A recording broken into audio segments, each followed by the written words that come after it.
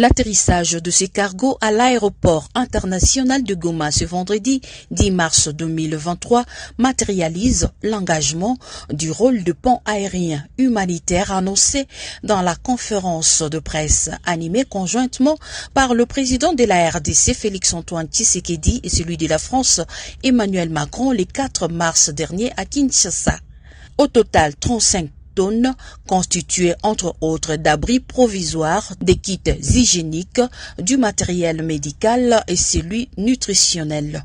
Un don de la France couplé à l'Union européenne, affirme Bruno Aubert, ambassadeur de la France, qui a personnellement accompagné la donation aux côtés de Jean-Marc Chataignier, ambassadeur de l'Union européenne.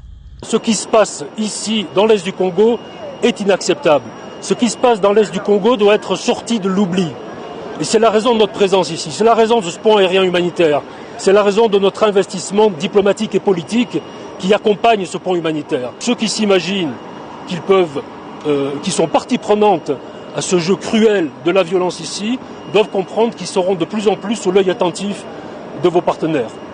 Le lieutenant-général Constant Dumakumba, gouverneur de la province du Nord Kivu, a réceptionné cette aide humanitaire au nom du gouvernement congolais.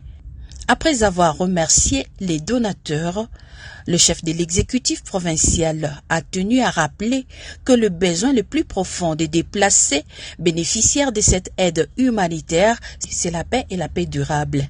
Le vœu de notre population est bien sûr de recevoir des aides humanitaires, mais leur souhait est de rentrer plus vite que possible dans leur milieu d'origine, parce que c'est une charge énorme aussi pour la communauté internationale que cette population aujourd'hui souhaite que la paix durable revienne pour qu'ils regagnent leur domicile. Cet avion, constitué de ces 35 tonnes, est une première rotation qui sera complétée dans les tout prochains jours.